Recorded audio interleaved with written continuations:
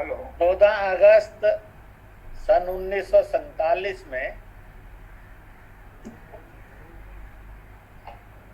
आप प्राकृतिक रूप से अननेचुरल वे में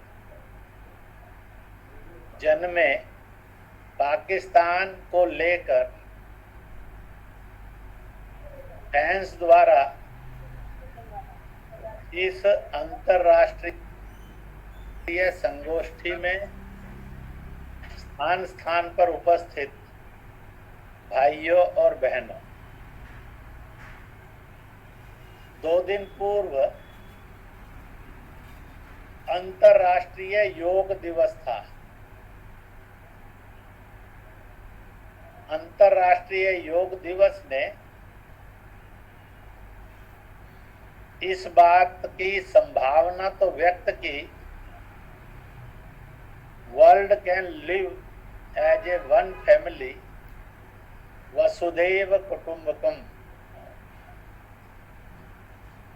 क्योंकि जाति उपजाति, भाषा बोली, परंपराएं, सभ्यताई और सांस्कृतिक परिवेश, मत पंथ उपमत उपपंथ, लिंग भेद, ऐसे सब भेदों से ऊपर उठकर योग शरीर मन बुद्धि की निरोगता, आत्मा रूह सोल, इसकी निर्मलता का कारगर मार्ग है। इसका एहसास सारे विश्व ने किया है।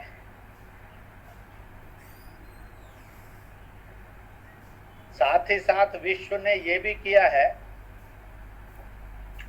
जिसको अलग अलग भाषाओं में अल्लाह, खुदा, गॉड, वाहेगुरु, तारक, परमेश्वर, ईश्वर, परमात्मा कहा गया। जब भाषाओं के जन्म नहीं हुए थे और ये मत पंथ नहीं भी थे, उस समय में भी ओम सर्व कल्याणकारी था। इसलिए ओम जाति से, पंथ से, लिंग से, भाषा बोली से, परंपरा, सभ्यता और सांस्कृतिक और क्षेत्रवाद की पहचान से ऊपर सबके लिए आह्लादकारी है। इसका अनुभव भी विश्व ने किया है। इसलिए सत्य और सही को भारत ने विश्व के लिए सदैव परिभाषित किया है। सन 1929 में लाहौर रावी के किनारे देश के स्वतंत्रता संग्राम के अहिंसा के मार्ग से चलने वाले नेताओं और इस मिशन में जुटे हुए लोगों ने रावी का जल हाथ में लेकर पूर्ण स्वराज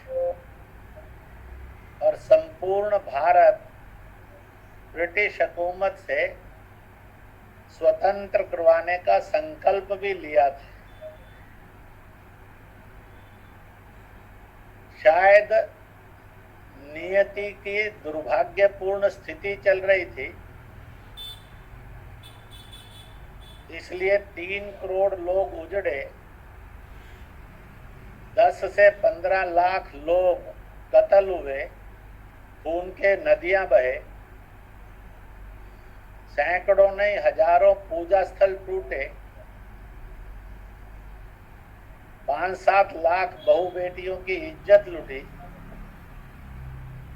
इतना एक दर्दनाक विभाजन उस समय की पीढ़ी ने महसूस ही नहीं किया, उसमें से प्रत्यक्ष गुजरना पड़ा है। उस सारे काल में भी जो पाकिस्तान बना, उस पाकिस्तान बनने पर जो विशेष रूप से भाषाई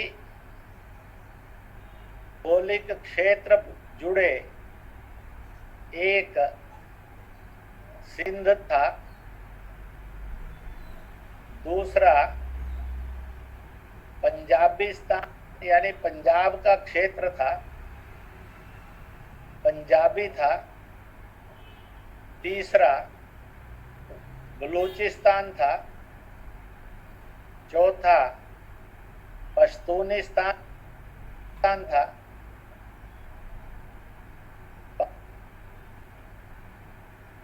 संख्या जुड़ी जिसके लिए भूगोल निश्चित नहीं था और वह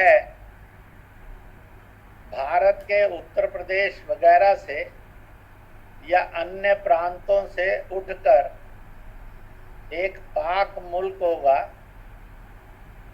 जन्नती मुल्क होगा, ऐसी अवधारणा लेकर उस कत्लो गारद में से पाकिस्तान जो बना उसमें गए थे।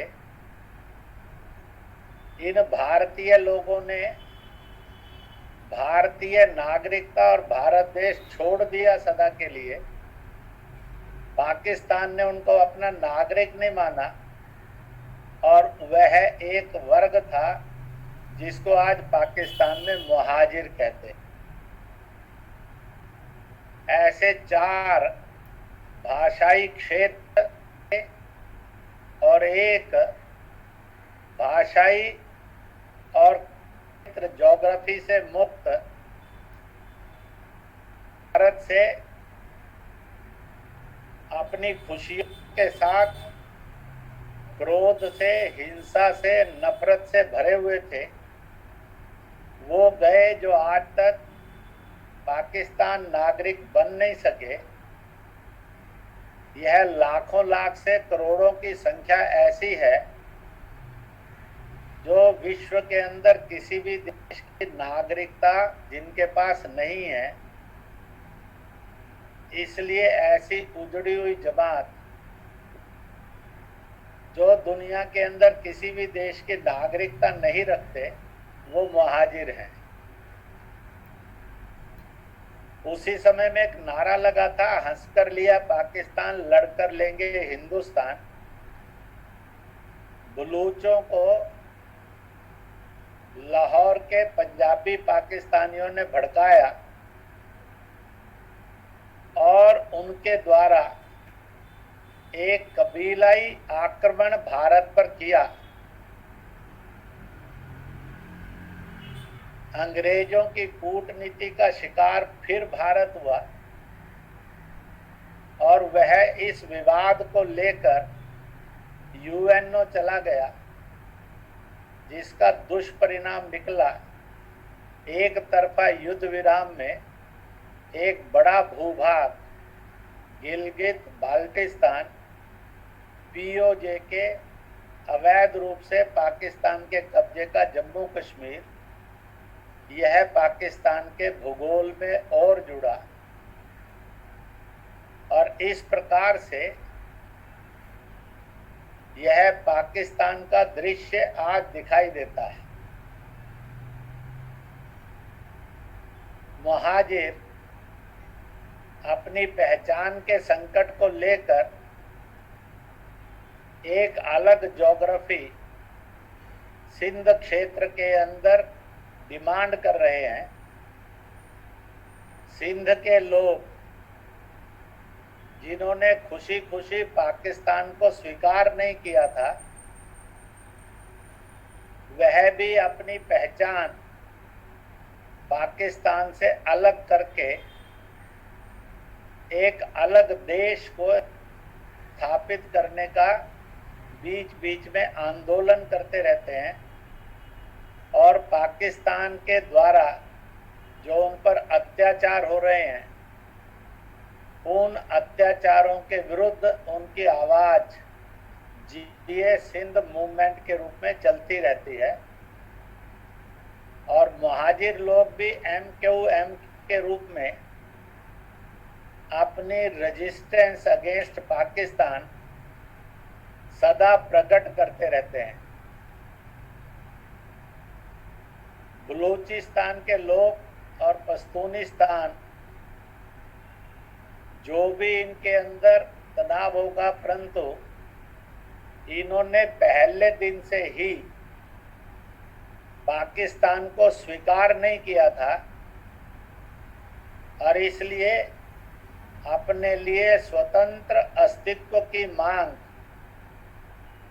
पाकिस्तान के निर्माण होते होते इन्होंने प्रारंभ कर दी थी, शांतिपूर्ण तरीके से और सैनिक क्रांति के रूप में, सशस्त्र क्रांति के रूप में यह अपना संघर्ष उसी समय 1947 से आज तक लड़ते आ रहे हैं।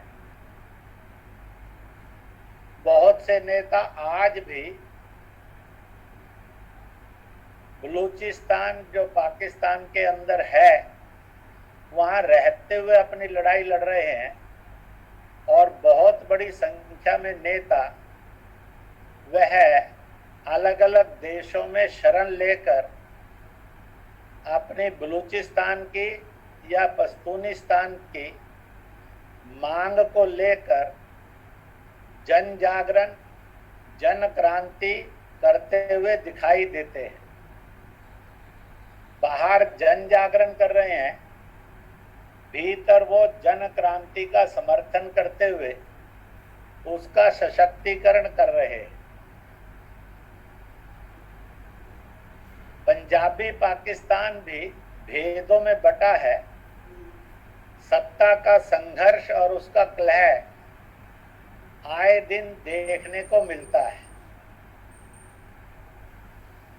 प्राय लोकतंत्र के नाम पर लोकतंत्र की धज्जियां उड़ती हैं, क्योंकि पाकिस्तान ने डेमोक्रेसी स्वीकार नहीं की, उसने मजहब के नाम पर पाकिस्तान का ब्लूप्रिंट डेवलप किया है। इसलिए पाकिस्तान कॉन्स्टिट्यूशनली सोशल या डेमोक्रेटिक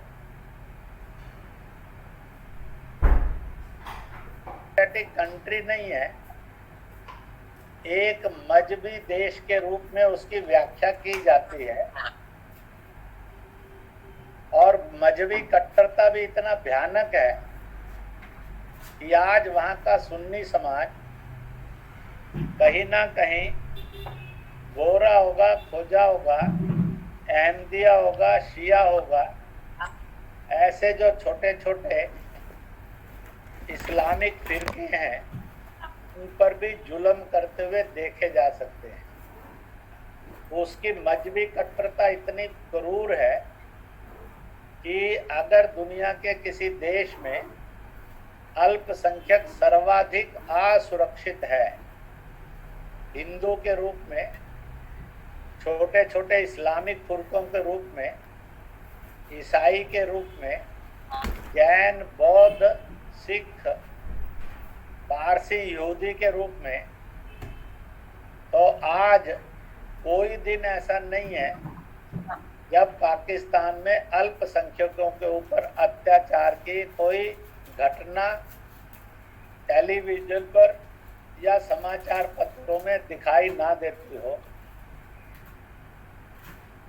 शायद पिछले 50-60 साल में, 70 साल में कोई महीना नहीं है, बल्कि कोई सप्ताह भी ऐसा नहीं है जब पाकिस्तान में अल्पसंख्यकों के ऊपर जुल्म की घटनाएं उभर कर सामने ना आती हों। इसी के साथ साथ वर्ष तो दूर की बात है, महीने से भी आगे बढ़ेंगे तो कोई सप्ताह ऐसा नहीं है जब पाकिस्तान सीमाओं पर और आग ना उगलता हो। वो बम के रूप में होगी, मोर्टार के रूप में होगी, गोली के रूप में होगी, अन्य शस्त्रों के रूप में होगी, इसलिए परमानेंटली अशांत सीमाएं, रक्तपात वाली सीमाएं भारत के साथ दिखाई देती। इसलिए अंदरूनी रूप से देयर इज नो डे जब जुल्म नहीं है, देयर इज नो वीक जब सीमा पर आग उगली ना जाती हो। कभी कभी तो लगातार दिन होते हैं। और इस प्रकार से वह अपने अर्थ का बहुत बड़ा अपव्यय अंदरूनी अत्याचार में, हिंसा में व्यतीत करता है और बहुत बड़ा धन सीमाओं पर गोलाबारी करते हुए भारत के विरुद्ध नफरत पैदा करने की कोशिश में भी बर्बाद करता है।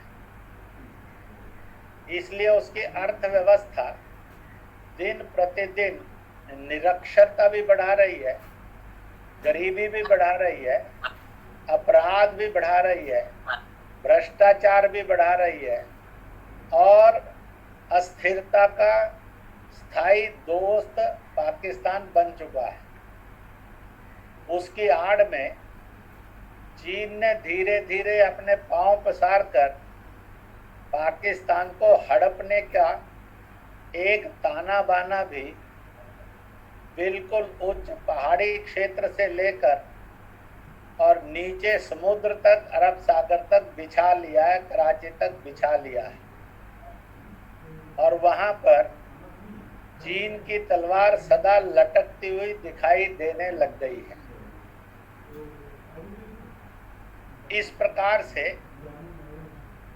भौगोलिक रूप में, जातीय रूप में, भाषाई रूप में, मजहबी रूप में और आर्थिक रूप में और सामाजिक रूप में बिखरते हुए देश के रूप में आज पाकिस्तान अपनी पहचान ढूंढने में भटक रहा है।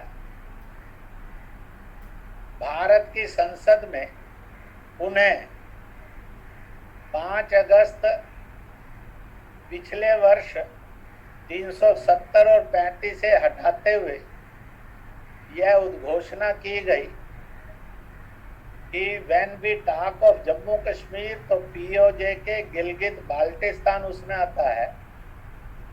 यह स्पष्ट रेखांकित कर दिया गया है और इस प्रकार से यह एक चित्र है। पाकिस्तान ने अपनी राजनीतिक, कूटनीतिक, शस्त्र और मजहबी कट्टरता के द्वारा, कश्मीरियों के द्वारा कश्मीर, कश्मीरी और कश्मीरियत, इन तीनों का पूरी तरह से बर्बाद करने में कोई कसर नहीं रखी है।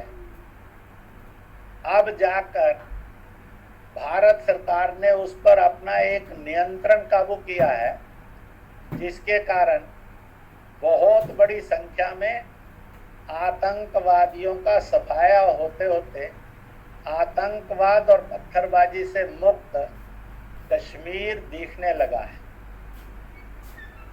पीओजे के गिलगित बाल्टिस्तान, नालंदा का क्षेत्र हो या फिर वो कृष्ण गंगा का क्षेत्र हो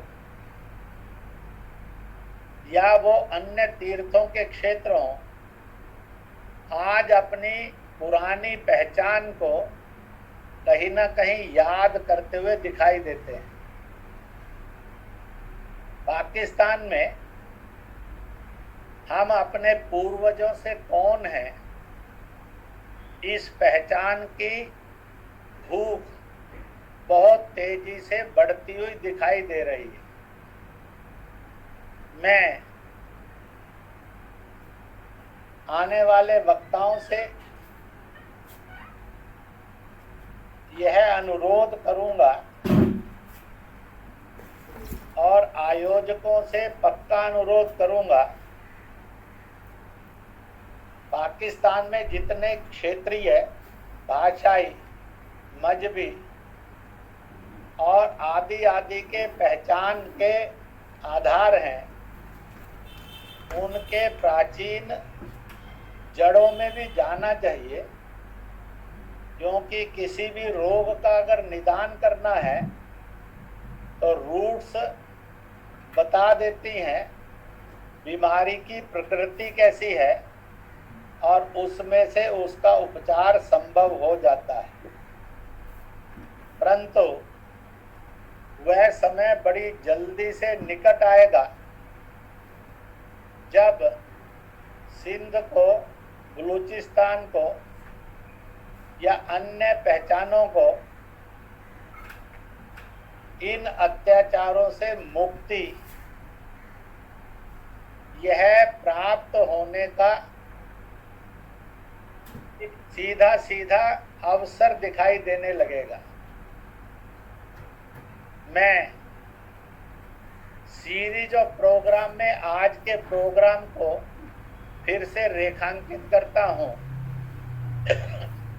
वह समय दूर नहीं है, संकट का है, संघर्ष का है, अधिक हिम्मत के साथ साहस करते हुए आगे बढ़ने का है।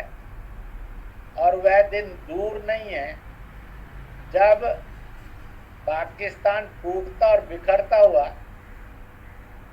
और अपनी पहचान तलाशता हुआ जब बढ़ेगा, तो ये आंदोलन अपनी सफलता को प्राप्त करेंगे और इनका एक अस्तित्व वह स्वीकार्य होगा। और इस प्रकार से यह संघर्ष एक तरफ चीन की क्रूरता और कब्जा न कर बैठे, इसके लिए भी जागरण होगा, और दूसरी तरफ पाकिस्तान के अत्याचारों से मुक्ति का भी होगा। इसलिए इन संघर्षों ने पाकिस्तान से अत्याचार से मुक्ति इसका अपना मिशन बनाकर जूझना चाहिए। मुझे पूरा विश्वास है कि हम लोग जब संसार से आंख मूंदकर मालिक के दूसरे घर में जाएंगे, जो रूहों का संसार है, आत्माओं का संसार है, उस समय हम अपनी आंखों से इन अत्याचारों से मुक्ति के रूप में सेलिब्रेट करते हुए और उन सब महान योद्धाओं को श्रद्धांजलि देते हुए विदा होंगे, जिन्होंने अपना पूरा जीवन सत्य और सही को साकार करने के लिए संघर्ष बनाकर जिया और उसके लिए बलिदान दिया या उसके लिए सतत संघर्ष किया। मैं इन्हीं शब्दों के साथ सारी पहचानों को बहुत बहुत बधाई देता हूँ कि वह सतत संघर्ष में है, एक मिशन के रूप में जी रहे हैं और आगे बढ़ रहे हैं।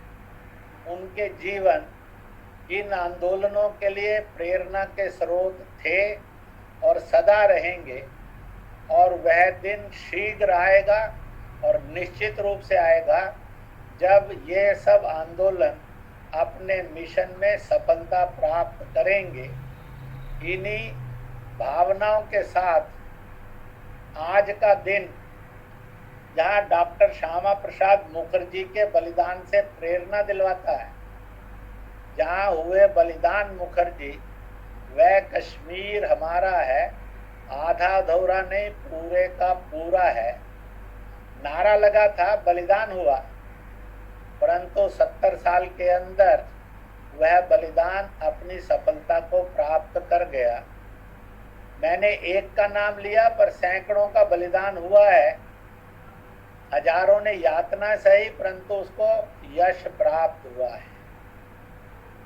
इसी प्रकार से वह दिन दूर नहीं जब आपके सब आंदोलन अपनी सफलता की मंजिल पर पहुंचे हुए दिखाई देंगे।